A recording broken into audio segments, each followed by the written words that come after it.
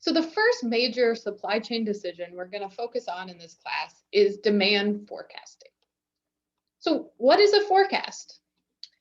A forecast is just the act of predicting future events. So it's us looking into our crystal ball, which may be, mathematical, statistical, um, future ball, and saying what's going to happen. You've likely heard the word forecasting if you've read the news recently. In the news, there's all kinds of talks about forecasting from, what's the economic forecast? Is the stock market going to go up or down? Well, who's going to win the election?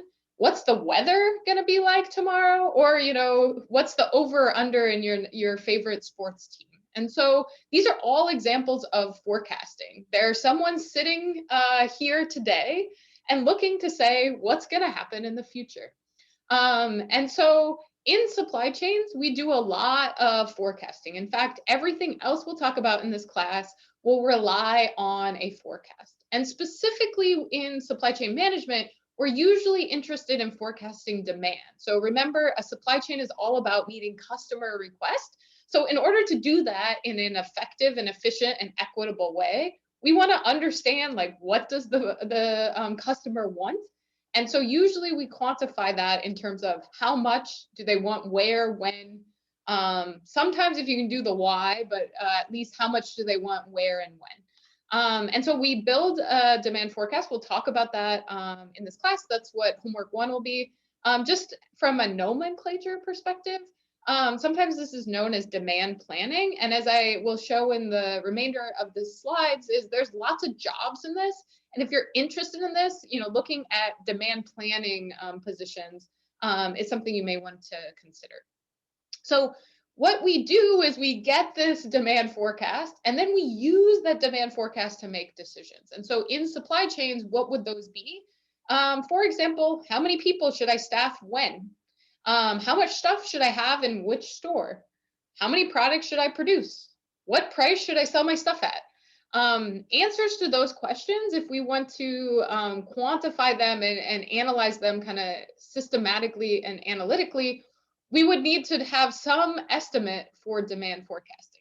As we will see, predicting the future is hard and it is an estimate. And so oftentimes what we'll try to do when we make these decisions is we're trying to maximize some expected outcome, assuming that this is an estimate for it. And so it is critical. Another thing, if you think about forecasting, is this is kind of the buzzword right now, which is predictive analytics. You may have seen this. And so if you're looking at jobs or opportunities and they say they want someone in predictive analytics, oftentimes the definition of predictive analytics is very similar to the definition of forecasting, right? It's used to make predictions about unknown future events. So I put that up there to say, in this class, we are really just going to scratch the surface in terms of methodologies. But I want to remind you, in your industrial and management engineering curriculum, you learn a lot of other forecasting techniques in classes like stat analysis, your data science classes. Those are things that you can use to predict many things, but also demand forecasting. And so they're all used to analyze some sort of current data to make predictions about the future. So also have the confidence when someone asks about skill set, you will know how to do forecasting. You also know how to do predictive analytics. All right, so in terms of motivating this, I thought a really good motivating example is what Disney World does. And so they actually have done pretty impressive amounts of forecasting.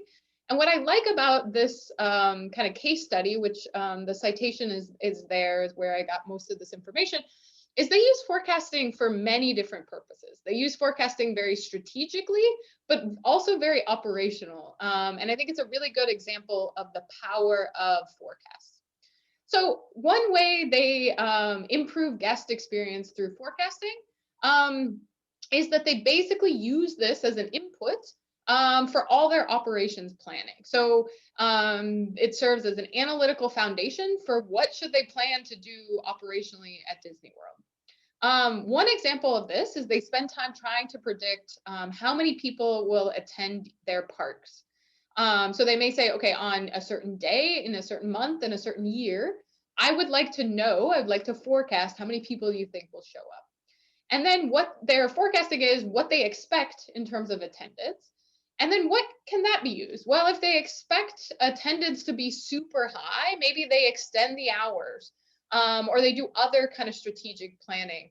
If they expect the attendance to be lower, maybe they lower the price to encourage other people to come, right? So they spend lots of time doing this, and I'll talk a little bit more about some of how they go about doing that. But the one I think is really important and really cool is they also have what they call granular forecasts for individual areas. So they actually forecast how many people do they expect to be at a front desk of a hotel, for example. And they do this in 15-minute increments. So they try to figure out Monday morning at 3 p.m., how many people would be at a specific hotel desk. And they do this across all of the different entities in their park. And what is that used for? Well, if they know an expected attendance at different individual areas, they can then plan their labor. And specifically, they can be dynamic about how they plan their labor. They may say, okay, this person will work the front desk over here, then move there, and so forth. And so it really is used to say, I want to make sure that guest has the best experience possible, but they don't do it in a static way. They move resources around based on a forecast to enhance your customer experience. And I think that's a really good example of what forecasting can do. To just give you an example of one place that they use this for is the Fastpass system.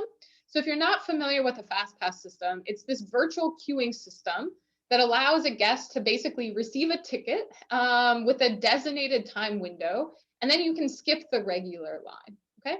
So, they need to then forecast, and they build a forecast model to project the return patterns of Fastpass guests based on a variety of factors. So including entertainment schedules, how many do you give out, etc. Right? So they want to know, okay, if I give out, does everyone show up? Do they show up early, late? Why do they need that? Well, one thing is, they need to populate the wait times, but also they need this to accommodate different, labor forces, for example. And so, this is a very specific example of forecasting a very specific process. But you could think about other uses of this. Another fun fact about Fastpass is if someone ever gives you a hard time, what has an industrial engineer ever done? They created the Fastpass system. So you can, that's another thing we can wear our industrial engineering hat proudly on. A more kind of traditional use of forecasting is thinking about forecasting how many costumes do they have. And so they do that too. So for physical things like how much product, merchandise, etc. But kind of a fun example is costumes. And so at Walt Disney World alone, they actually have 1 million different costumes, and these costumes are not cheap. So what is the purpose of forecasting? They use them to ensure they need to have enough garments to meet, the demand, but they don't want to overspend. If you have extra ones and sitting on a shelf, that's wasted resources. And so how do they go about doing this? Very broadly, they use two kind of approaches and they combine them together and likely even more sophisticated. But they talk about definitely using past data, and they say there is a seasonal aspect. And we'll learn this in this class with time series forecasting, is to understand the components in their historical data. And so for costumes, there are different costumes that have higher demand in different seasons. And so they can use that to plan. But they also use what's called a causal model. There is a independent and dependent variable relationship. And so for this example, if you know your cast mix, you know who's on staff, that information can get fed in to predict then how many costumes do you need. And so that's an example of one thing causes another thing to go up or down. In this class, we won't spend as much time on causal models. That's something you will get throughout your curriculum in, for example, stat analysis, but it's definitely an important tool in forecasting.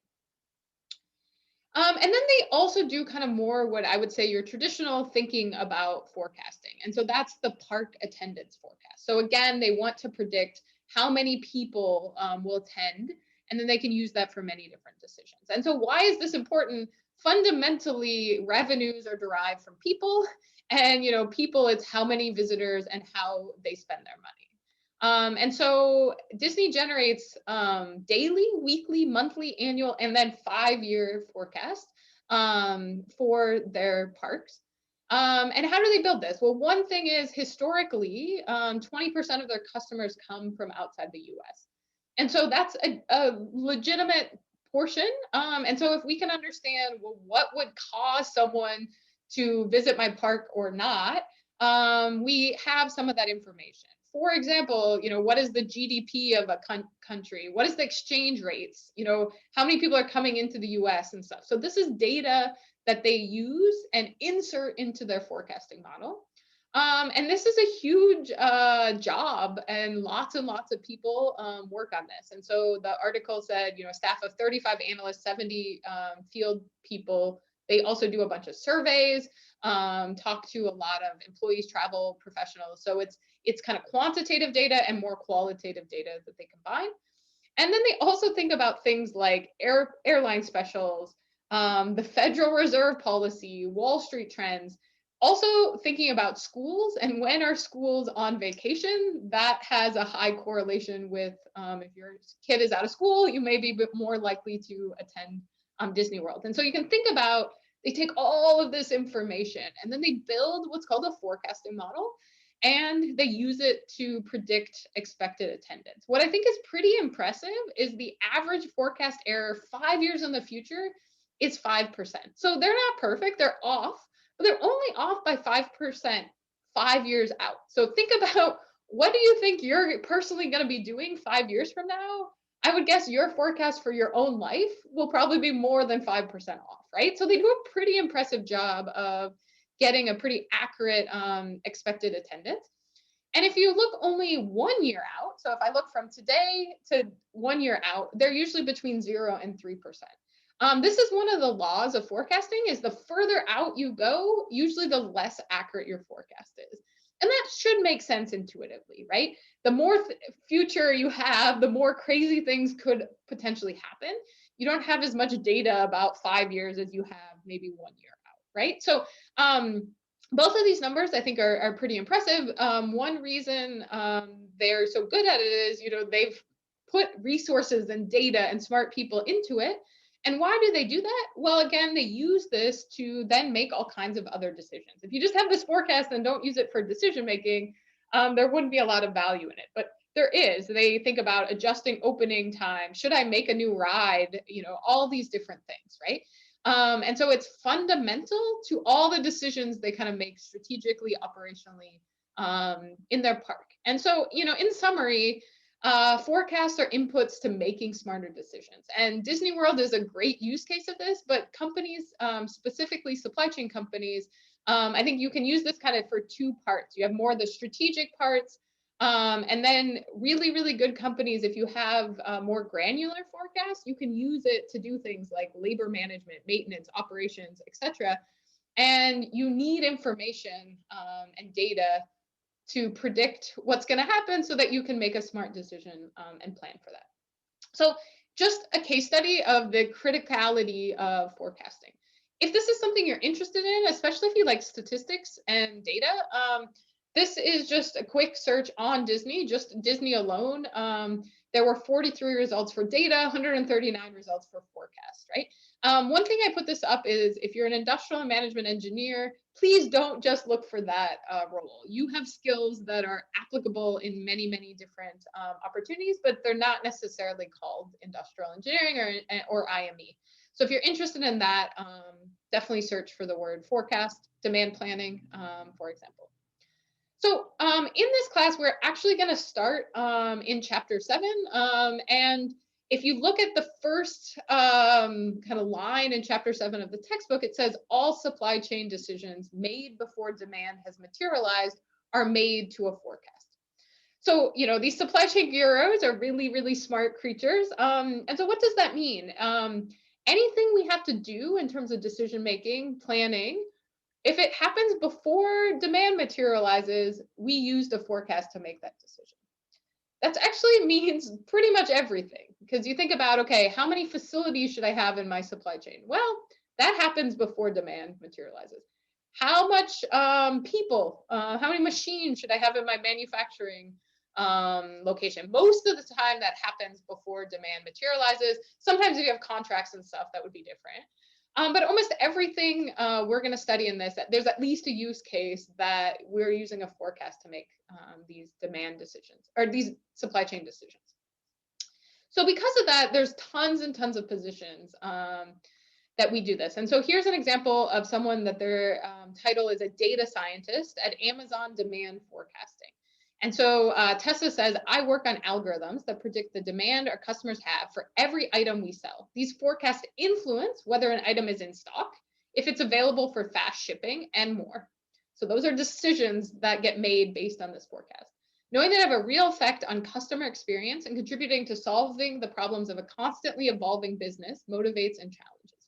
So it's a cool gig that's impactful. It's also very data-driven, statistics, all of that jazz. This is a article that, if you're not familiar with The Onion, is not real. It's satirical, but I thought it was appropriate to show how Amazon and the world of tech and people are just forecasting everything, right? So this is a joke. This isn't actually real, but which means we'll receive more prophecies of orders we can then ship to people who don't even know they want them yet, right?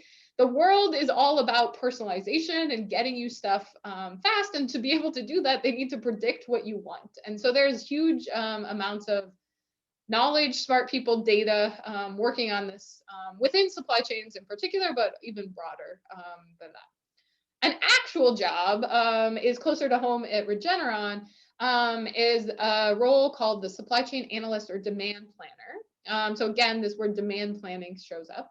And it supports the demand planning team in analyzing demand information. And so, here's the essential duties, which I copied and pasted from the job ad. I highlighted in red a couple that we will specifically talk about in this class. So the first one in red, it analyzes historical data to build statistical models to develop long-term demand forecast and risk-adjusted models. Okay, so a couple things, words there, statistics. We're going to start using statistics this week. We're going to also think about risk. The measure of risk is usually uncertainty. And one of the first laws of forecast is all forecasts are wrong, which means there's a way to measure that from risk is there's uncertainty in what we predict. Actively seek creative supply solutions to optimize demand planning. Can we do it better? And then the other thing is, if you just do a bunch of planning, but predicting, but not use it to actually make decisions, you're not going to have as much value. So teams that have demand planning integrated into their operations and their supply chain are organizations and teams that are really effective. In terms of knowledge and skills, just to point out, they want mathematical and statistical theory to develop forecasting models. We'll do that in this class. We're not going to do, there's a lot there. We're going to just scratch the surface, but you'll have a foundation in that. And we'll get started on kind of the more mathematical, statistical stuff on Friday. And here's another job ad, and I put this up because this is one that is in the public sector. So NYSERDA is in the New York State Energy Research and Development Authority. They also are seeking forecasts. So what are you forecasting in the energy sector? It's, it says you will develop and perform modeling, forecasting, and quantitative analysis to assess the impacts of existing and potential energy and environmental policies on supply, demand, energy markets, etc. So I put this up here to show, forecasting is needed in the private sector, it's needed in the public sector. It's needed to make effective decisions, is you need some sort of forecast to inform those decisions. So hopefully you understand the power of forecasting. So here's my question to you, and I'd like you to kind of think about it. We write it down and see if you got the right answer. So given, this is an important field, we've spent lots of time, we have lots of data, we're going to try to really do this well. What do you think is the average forecasting error in consumer packaged goods, CPG industry? So consumer packaged goods would be things like Tide detergent, your Unilevers of the world, your Procter & Gamble's of the world. Those are typical, kind of big name consumer packaged goods. How accurate do you think they are? So if I say there's going to be this much purchased at this location at this time, and then I predict that, and then demand actually happens, what's the difference between that? What do you think? How well do you think we're doing? If you selected C, that's the correct answer. So this is based out of 2015, but it's actually almost 40%.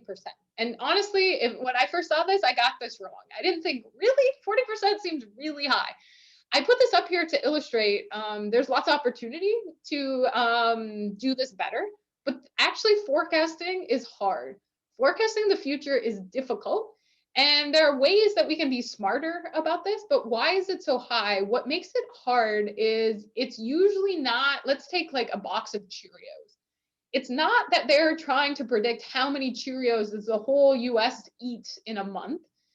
No, they have to be more specific than that. They have to predict how many Cheerios in the Halloween box of family size at the Price Chopper in Troy get purchased, right? So the amount of like specificity is really, really hard to get correct. And so there is lots and lots of different types of products. You could sell family size, small, medium, large at different locations in different areas. And so that gets really, really tough. And so we'll learn ways to do this. We'll also learn strategies of trying to design supply chains decision making around forecasts that are more accurate. And so one example of that is aggregate forecasts are more accurate than disaggregate forecasts. And we'll learn what that means in future lectures.